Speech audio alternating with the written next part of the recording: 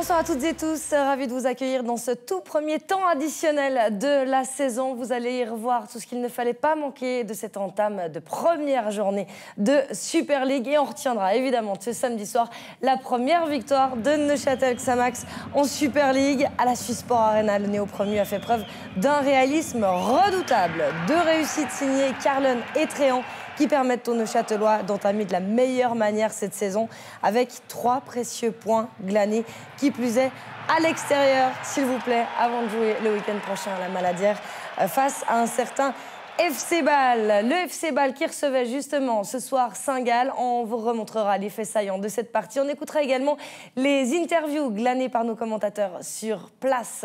Et on passe la soirée en compagnie de notre consultant Claude Gross. Bonsoir. Bonsoir Lodi. Très heureuse de vous avoir avec moi pour la reprise. C'est au Parc Saint-Jacques ce soir que le coup d'envoi a été donné, le coup d'envoi de cette nouvelle saison avec une cérémonie d'ouverture de la Swiss Football League. 2 matchs, Claude, ce soir et 2 surprises. C'est exactement ce qu'il nous fallait pour nous réjouir de cette saison. Oui, c'est très excitant. On savait que Saint-Gall avait une équipe, on attendait de voir le Saint-Gall de Zeidler, on a vu très rapidement.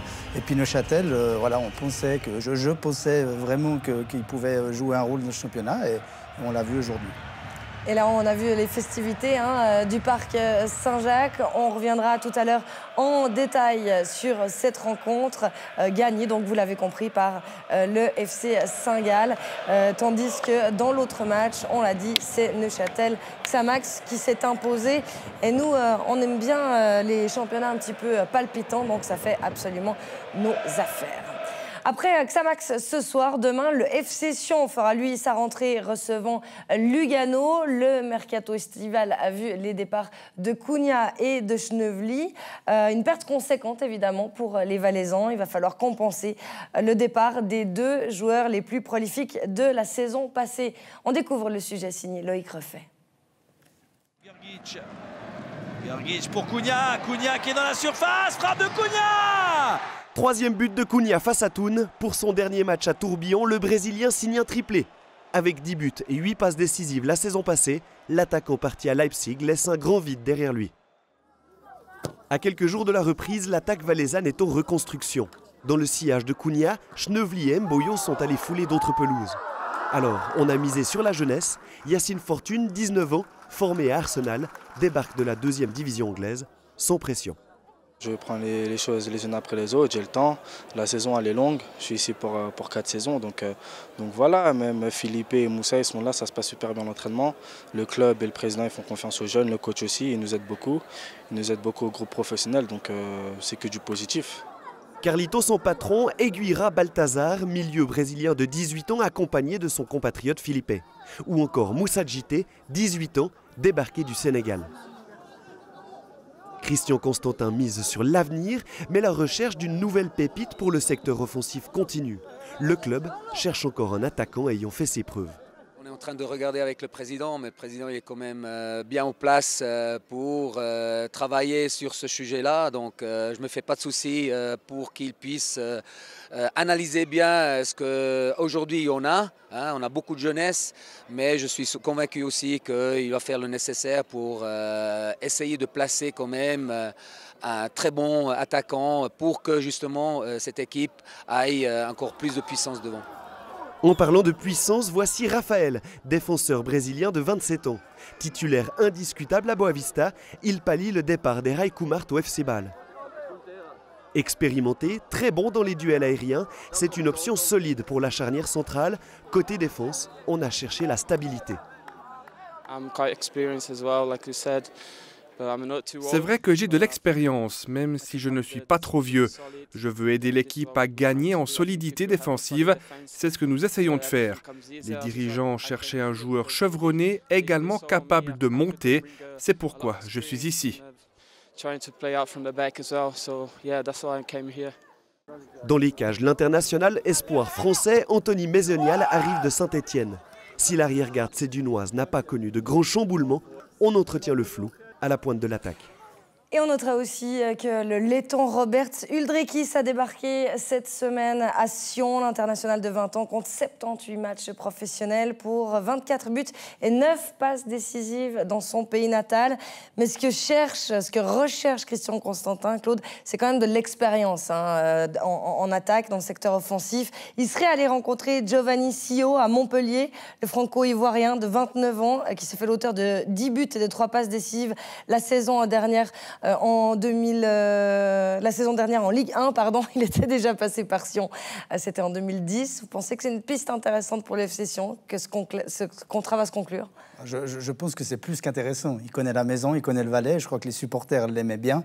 Il a fait toujours des bonnes saisons au FC Sion. C'est vraiment le problème qu'ils ont aujourd'hui, c'est à la pointe de l'attaque. Cunha, Schnouvli ne se remplacent pas comme ça. Et pour une fois, Sion n'a pas beaucoup bougé. Si le 11 de départ de demain sera très très proche de l'équipe qui a fini le championnat, Raphaël va remplacer Koumart, même avantageusement, je pense. Le gardien, Fikoncher s'est blessé, c'est Maisonnel qui va jouer. Mais l'équipe sera très proche. Donc on va dans la continuité pour une fois à Sion, ce qui a été fait rarement. Donc il faut vraiment miser là-dessus, mais il leur faut l'attaquant. Alors peut-être que les jeunes vont s'épanouir, vont exploser, mais je pense que c'est un petit peu tôt, il leur faudrait un peu d'expérience devant. Bon, le président nous a habitués à faire des recrutements en toute fin de mercato. On a encore un peu de temps, mais peut-être aussi ce qui permet d'apaiser et de travailler en sérénité, c'est la prolongation d'Iacobacci quand même. Après avoir laissé quelques doutes, finalement, il a pu faire toute la préparation avec l'équipe. Ça aussi, c'est un point positif pour Sion. Ouais, c'est important d'aller dans la continuité. Ce qui est important pour Sion, c'est de recommencer comme ils ont fini. Pas vivre sur leur acquis. Ils sont vraiment battus avec Jacobacci pour s'en sortir et il faut repartir sur le même état d'esprit. Parce que d'entrée, Jacobacci le sait très bien, à Sion, on n'a pas beaucoup le temps. Donc il ne faudrait pas qu'il y ait des contre-performances et qu'ils se sentent en danger tout de suite. Il faut vraiment qu'ils fassent ce qu'ils ont fait l'année passée et ils ont les moyens de le faire. Comme je l'ai dit, ça a un peu bougé. Cette équipe est de qualité, c'est pour ça que je l'ai mis proche du podium, parce que j'y crois fermement et une fois, si on peut travailler un peu dans la sérénité, je pense que ça peut donner quelque chose. Ça fera pas de mal en tout cas, on rappelle le pronostic de Claude Grosse pour le FC Sion. 4e à la fin de la saison, on en reparle dans 36 journées. Neuchâtel-Xamax, de son côté, retrouver la Super League après plus de 6 longues années. On y reviendra tout à l'heure, on laisse un petit peu de suspense, puisqu'on vous parle d'abord du match entre le FC Bâle et Saint-Gall au Parc Saint-Jacques pour la reprise. Et on va vous montrer ce qui s'est passé en détail dans cette rencontre dans laquelle on entre à la 9e minute de jeu. Malgré le gros pressing saint-gallois d'entrée de jeu, c'est le FC Bâle qui se procure une première opportunité sur la passe de Bua. C'est Kaloulou qui peut se mettre en évidence, en tout cas mettre en évidence sa vitesse, mais qui va buter ici sur un très bon gardien, Stojanovic. En tout cas, dans la première période, les gardiens ont pu, de part et d'autre, s'illustrer. Les hommes de Zeidler qui mettent beaucoup d'intensité pour se projeter vers l'avant. On découvre une nouvelle possibilité, les Saint-Galloises, celle-ci avec la combinaison entre Eaton, Tcherneg et Taffer, qui manque sa reprise. Dans cette première période, on se disait qu'on a vu un beau jeu, pas mal d'équilibre entre les deux équipes. Il nous manquait juste des buts dans cette première période. Et on va aller voir dans la deuxième, à la 56e minute, ici l'ouverture du score, grâce au petit numéro de l'ancien Bâlois, Cédric Eaton, qui fait tout seul. Cédric Eaton qui est très prolifique face à son ancienne équipe, le FC Bâle, qui se mord peut-être les doigts d'avoir laissé partir son attaquant qui signait cet été donc auprès du FC Saint-Gall officiellement. 67e minute, l'égalisation bâloise, 10 minutes plus tard seulement, après un coup franc botté par Bua. C'est Quintila qui trompe son propre gardien. Et c'est le 1 partout. Stevanovic qui ne peut pas faire grand-chose sur cette déviation. Mais il va devoir une fière chandelle à son capitaine FT à la 79e. Regardez cette sortie sur Ayeti. Et finalement, c'est FT, le capitaine donc, du FC Saint-Gall, qui peut sauver la mise. On en reste 1 partout. Et c'est à la dernière seconde dans les arrêts de jeu, alors que le directeur de jeu avait ajouté 4 minutes à cette rencontre. Karatoré va pouvoir offrir la victoire aux Brodeurs. Ex-Bâlois, lui aussi, un ballon qui sera dévié par le dos de Soufi. Victoire donc de Saint-Gall. Claude, C'était une partie intéressante à suivre. On a vraiment vu la patte Zeidler. C'est-à-dire que beaucoup d'intensité, une défense qui monte très haut, le pressing. On retrouve Peter Zeidler là-dedans. On le retrouve direct sur le premier match avec beaucoup de nouvelles recrues, beaucoup de changements à Saint-Gall. Mais tout de suite, on voit la patte Zeidler avec une équipe qui va faire un pressing très haut, qui est très agressive à toutes parts sur le terrain. C'est difficile à jouer une saison comme ça, parce que ça demande beaucoup au niveau athlétique à ces joueurs, mais ça ressemble beaucoup au FC Sion de Zeidler l'année passée. Et je pense que les supporters saint-gallois qui me font penser un peu aux Valaisans vont beaucoup apprécier ce style de jeu, et le public va pousser derrière, donc ça va leur donner des forces supplémentaires. Mais bravo, belle entrée au match. Que penser de cette entrée, cette entame de saison du FC Bâle? C'est toujours difficile, c'est clair, ils sont sous pression. Cette année, ils ont clairement affiché les ambitions, c'est le titre. Il y a pas mal de changements également, mais Raphaël Vicky doit maintenant se doit de faire des résultats. J'ai beaucoup aimé deux choses. C'est Kaloulou, je pense que ça sera une des révélations de ce championnat. On savait qu'il allait très vite, il joue très simple, il joue très juste, à 1-2 touches de balle. Il attaque beaucoup la profondeur, je l'ai trouvé très très bon. Il faut lui laisser un tout petit peu de temps. Et puis Jonas Semlin qui a fait une très bonne partie, qui peut absolument rien sur les deux buts. Mais il a quelque part rassuré ou répondu aux attentes qu'on attendait de lui. En tout cas, première victoire de Saint-Gall. On va écouter justement la réaction de celui qui est entré en jeu, qui est de retour en Suisse avec son ancien entraîneur sous forme de prêt. C'est Vincent Sierro au micro de Stéphane Amoroso. Vincent Sierro, quel premier match de Saint-Gall ici à Bâle, quelle victoire?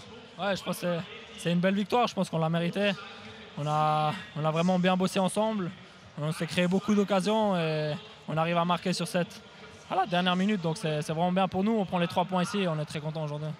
Il y a eu un coup du sort quand même, cet autogol. Ça vous a un petit peu coupé les jambes. En tout cas, c'est ce qu'on a eu l'impression. Ouais, bien sûr. On avait le match, je pense, assez bien en main et on prend ce goal.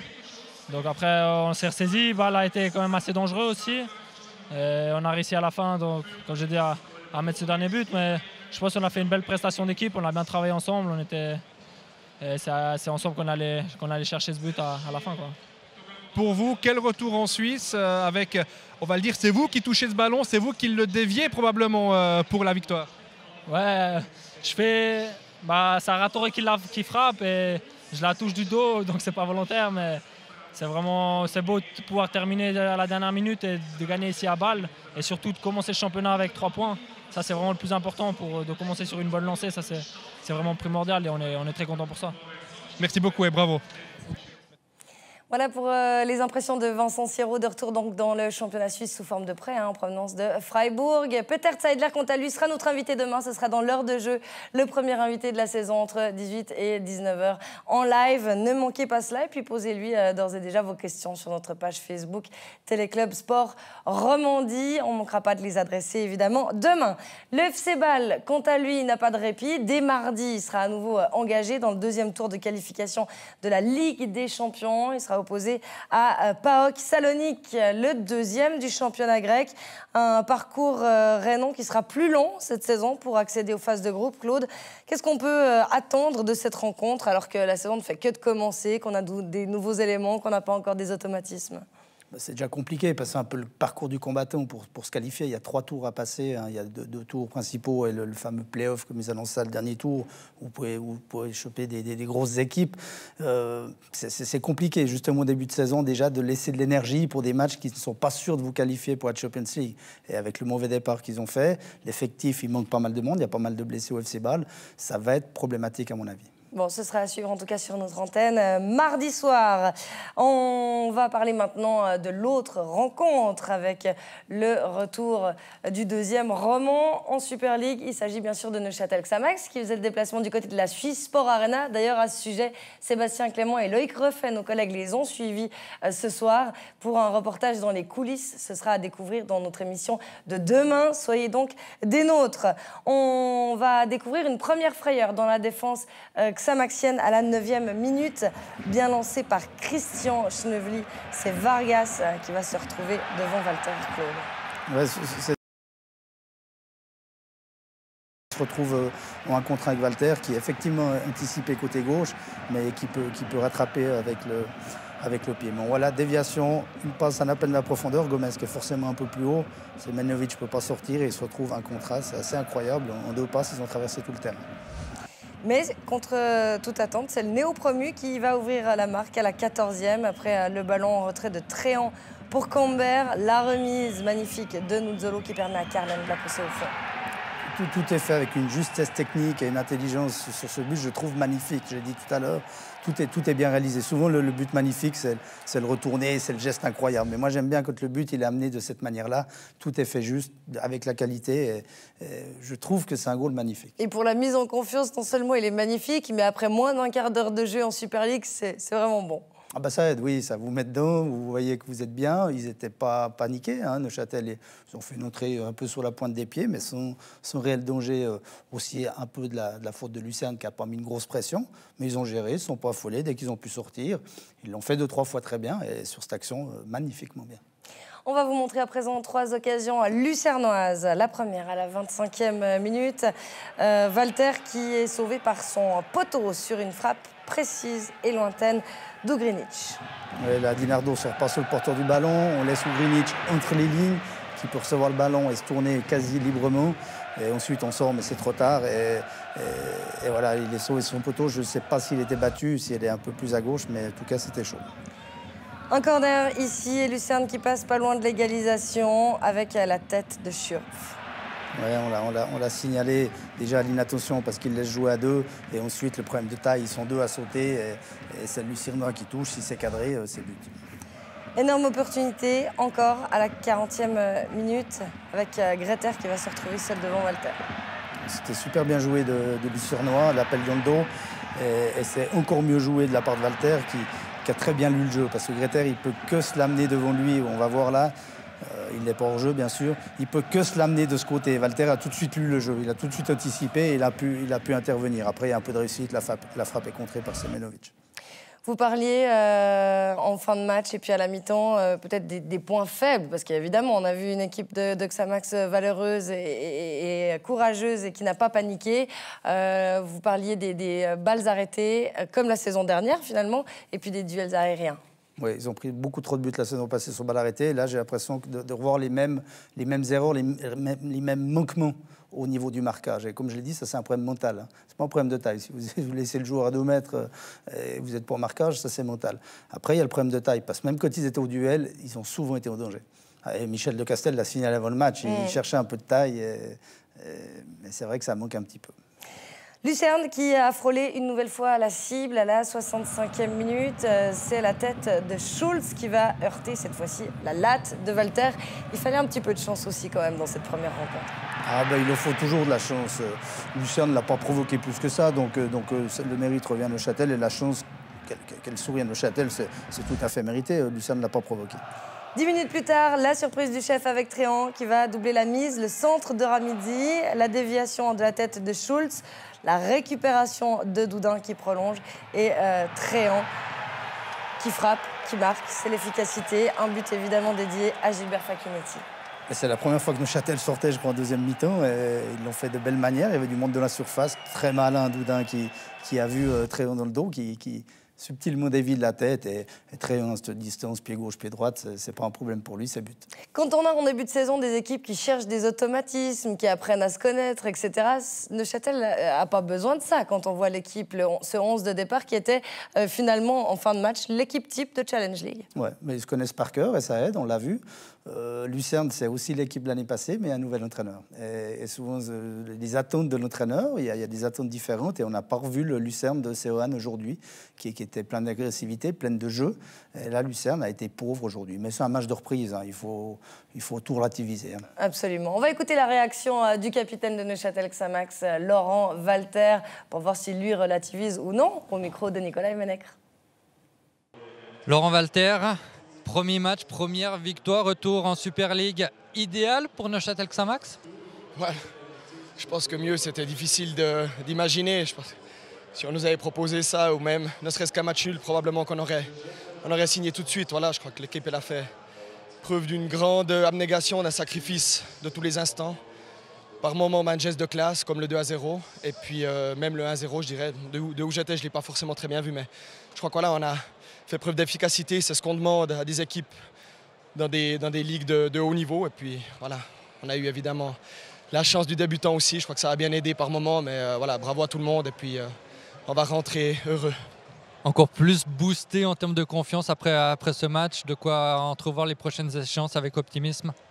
Oui, bah c'est clair. Je pense que c'est toujours mieux d'entamer avec un clean sheet et puis réussir à marquer 2 buts face au troisième du dernier championnat. Je crois que ce n'était pas un début ultra simple pour nous. Ça faisait très longtemps, la dernière fois qu'on est venu à Lucerne, c'était pour jouer sur le terrain d'à côté face au M21. Donc, entre-temps, il s'est passé beaucoup de choses. Et puis, voilà, c'est une récompense pour tout un staff, pour tout un club. Et puis maintenant, les prochaines échéances, c'est vrai que ce sera des gros morceaux. C'est Bâle à la maison et puis le derby à Tourbillon. Donc, on va profiter, savourer ce soir. Et puis, je crois que dès demain au décrassage et lundi, il faudra se remettre au travail parce que du travail, il y en a encore beaucoup, je dirais. Bonne chance pour la suite. Merci beaucoup. Merci beaucoup. Welcome back, Neuchâtel Xamax. On écoute maintenant le portier de l'adversaire, c'est Mirko Salvi, côté lucernois. Mirko Salvi, y a-t-il plus frustrant qu'une soirée comme cela? Pas d'intervention à effectuer, voir ses coéquipiers rater un nombre important d'occasions. Oui, je pense qu'aujourd'hui, les 3 points perdus ne sont pas mérités. On devait prendre beaucoup plus de ce match. Malheureusement, aujourd'hui, on n'a pas réussi à marquer, mais l'équipe on a su se procurer beaucoup d'occasions, ce qui montre que l'équipe est performante en avant. Maintenant, il ne faudra plus que les mettre au fond le match prochain. C'est ça que vous allez retenir, le côté positif d'avoir eu ces occasions, encore plus que la défaite? Bien sûr, il faut garder ça de positif. Maintenant, il faut qu'on soit plus déterminé devant le but et je suis sûr que ça va tout bien se passer. Merci, bonne continuation. Voilà pour les réactions à l'issue de ce match. On va découvrir le premier tableau de résultats de cette saison de Super League avec une nouvelle fois ces 2 victoires à l'extérieur. Celle de Neuchâtel Xamax à la Suisse Sport Arena 2-0. Celle de Saint-Gall au Parc Saint-Jacques 2-1. Demain, le FC Sion recevra Lugano à Tourbillon. Au Stade de Suisse se jouera le duel IB-Getse. Et enfin, Zurich accueille le FC Thun. Le coup d'envoi de Challenge League était lui donné hier à la Pontaise où le relégué lausannois recevait le néo-promu Kriens. La formation de Giorgio Contini n'a pas pris le meilleur départ dans cette saison puisqu'elle a dû se contenter d'un match nul après l'ouverture du score des Lucernois sur penalty suite à cette faute claire de Montero sur cette pelouse qui ressemblait un peu à une piscine. Ouverture du score donc à la 39e minute en faveur des visiteurs. Et puis c'est une belle action collective qui va permettre tout de même aux Vaudois d'égaliser grâce à Aslani. Claude, vous avez suivi le match hier. Quelle impression vous a fait ce LS version Challenge League? Bon, il y a plusieurs choses à tenir compte. Il y a déjà le facteur du terrain où c'était vraiment très difficile à jouer. Et quand vous êtes le favori ou un des favoris face au néo-promu, vous voulez mettre de la vitesse dans les transitions, dans le jeu, dans les passes, jouer à une touche, 2 touches. C'était pas possible sur ce terrain, clairement. Et la deuxième chose, nouvel entraîneur de nouveau. Pas mal de nouvelles recrues, dont Flo, je pense à lui, qui est arrivé à 3-4 jours ou 5 jours du championnat. Donc il faut que ça se mette en place, qu'ils apprennent à se connaître. C'était le match, entre guillemets, piège pour Lausanne. Tout était réuni pour se prendre les pieds dans le tapis. Ils ont sauvé l'essentiel avec ce point. Magnifique but en plus. Oui, magnifique but d'un jeune qui est rentré. Donc c'est très intéressant. Je ne suis pas inquiet pour ce LS-là qui devrait être dans le haut du classement. Mais voilà, ça le rappelle s'il y avait besoin que la Challenge League est compliquée et que tous les matchs seront difficiles, même dans des bonnes conditions. C'était dans l'air depuis quelques jours, ça a été officialisé ce matin, le départ de Benjamin Cololi au FC Zurich. C'est sûr que c'est un peu dur pour le Lausanne Sport, mais compte tenu de la performance de Cololi la saison dernière, c'est mérité pour lui de rester en Super League. Oui, je suis super content pour Benji. Pour lui, c'est une super opportunité. Bien sûr, pour Lausanne, c'est embêtant, mais pour lui, continuer en Challenge League, c'était pas envisageable. Mais c'est clair que c'est une très, très grosse perte pour le LS qui va forcément être compensé. Je ne suis pas inquiet là-dessus. Mais pour lui, c'est une super opportunité dans un super club. Et j'espère qu'il va vraiment exploser ou confirmer ce qu'il avait fait de vraiment bien à Lausanne. Ce soir, c'est le Servette FC qui fait sa rentrée. On va découvrir le Toto match puisque la rencontre est toujours en cours et Servette mène 2-0 sur la pelouse du FC Haro. Plus tôt dans la journée, on notera ces 2 victoires à domicile, celle de Ville 2-0 face à Winterthur, celle de Rapperswil 3-0 contre Schaffhouse. Intéressant ces débuts de championnat. Et puis demain, Chiasso reçoit le FC Vaduz à 16h. Voilà qui met un petit peu de piment et qui nous fait bien débuter et la Super League et la Challenge League, Claude. Oui, une belle saison en perspective. Servette, beau résultat à Haro, parce que j'avais mis Lausanne 1, Servette 2, les 2 remontent devant, mais en disant attention à Haro. Et Haro, c'est bien renforcé. Équipe, est bien renforcée, elle a gagné au Briglifeld 2-0. Le match n'est pas terminé, mais bravo, belle entrée en matière de Servette. Félicitations, il ne reste plus qu'à Sion de s'imposer demain à Tourbillon. C'est d'ailleurs le match que nous suivrons ensemble face à Lugano, parce qu'évidemment, on supporte les Romans sur Téléclub Sport Romandie. Vous pouvez d'ailleurs aller liker notre page sur Facebook, c'est ici que vous trouverez le post au sujet de la présence demain de Peter Zeidler sur notre plateau dans l'heure de jeu. Adressez-lui vos questions, il sera avec nous en live de 18h à 19h. Voilà, vous savez tout sur cette soirée de football. Claude, merci d'avoir été des nôtres pour ouvrir les feux. Grand plaisir. On vous retrouve bientôt évidemment sur Téléclub. Demain, c'est Johan Lonfa qui prend votre place. Un grand merci à l'équipe technique et à l'ensemble de la rédaction de Téléclub pour cette première. On est très heureux de vous retrouver. Merci d'avoir choisi Téléclub pour suivre les championnats suisses. On se retrouve demain. On vous embrasse. Passez une douce soirée. Salut.